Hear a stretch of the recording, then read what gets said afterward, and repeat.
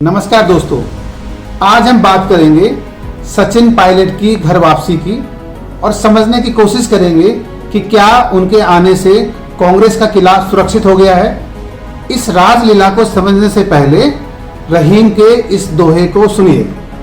रहीम कहते हैं, बिगड़ी बात बने नहीं, लाख करो किन कोई, रही मन फाटे दूध को, मथे न माखन होय।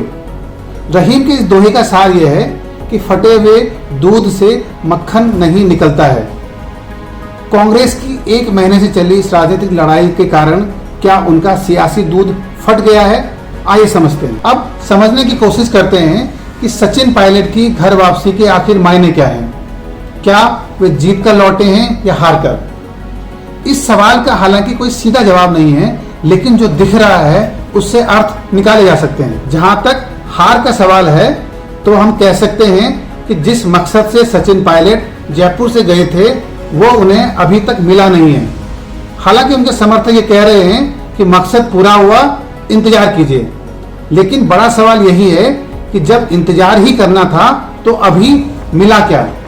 वैसे भी राजनीति में भविष्य बोझ की तरह होता है, वर्तमान ही सबसे बड़ा सच है। एक बड़ा सवाल यह भी है कि क्या गहलोत गुट पायलट और उनके 18 विधायकों को स्वीकार कर लेगा और क्या कांग्रेस में सचिन पायलट को वही पुराना सम्मान मिलेगा? इस सवाल का जवाब कल जैसलमेर से आया है। गहलोत गुट के सभी विधायकों ने एक सुर में कहा है कि पायलट गुट के किसी विधायक को न संगठन में जगह मिलनी चाहिए न सरकार में। मुख्यमंत्री अशोक गहलोत भी कह चुके हैं कि उनके लिए वो 100 विधायक अहम हैं जो टूटे नहीं। अब आगे क्या होगा? क्या कांग्रेस में संघर्ष के नए अध्याय की शुरुआत हो चुकी है? अब जानते हैं कि इस लड़ाई में किसको क्या मिला। मुख्यमंत्री अशोक गहलोत की अगर बात करें तो विनर वे ही दिख रहे हैं। उन्होंने अपनी सरकार को तो सुरक्षित कर ही लिया है, मुख्यमंत्री भी वही रहेंगे। इस पूरी लड़ाई में उन्होंने देश को एक मैसेज भी दिया है कि बीजेपी को अगर कोई टक्कर दे सकता है तो वे गहलोत ही हैं।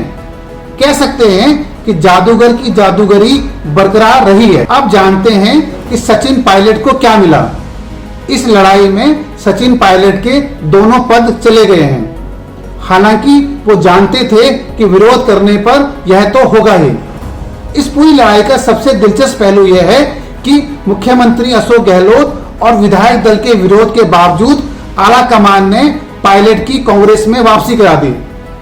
अब ये सवाल उठने लगा है कि क्या आला कमान और पायलट के बीच ऐसा कोई समझौता हुआ है जो आने वाले दिनों में राजस्थान की राजनीति को बदल सकता है। राजस्थान में इन दिनों सबसे बड़ी चर्चा यह है कि 32 दिनों के बाद आखिर पायलट क्यों मान गए। इस सवाल के सबके अपने अपने जवाब हैं। गहलोत गुट का कहना है क्योंकि पायलट के पास सारे विकल्प खत्म हो गए थे, इसलिए उन्होंने घर वापसी की। जबकि पायलट गुट का कहना है कि आला कमान ने उनकी सारी मांगे मान ली। बगावत करने वाले सभी विधायकों को सरकार और संगठन में जगह मिलेगी। पायलट भी नई भूमिका में होंगे। सबसे बड़ी चर्चा यह है कि चुनाव से 1.5 साल पहले राजस्थान में नेता बदलेगा। हालांकि ये सारी कल की बातें हैं। 32 दिनों तक चली इस सियासी कहानी का अंत क्या है? निष्कर्ष क्या निकला? सार यही है कि कांग्रेस में अभी युद्ध विराम हुआ है, खत्म नहीं। कांग्रेस का किला हमें बाहर से सुरक्षित दिख रहा है, लेकिन अविश्वास की दरारें इसकी नींव तक पहुंच चुकी हैं। एक और महाभारत के लिए तैयार रहिए।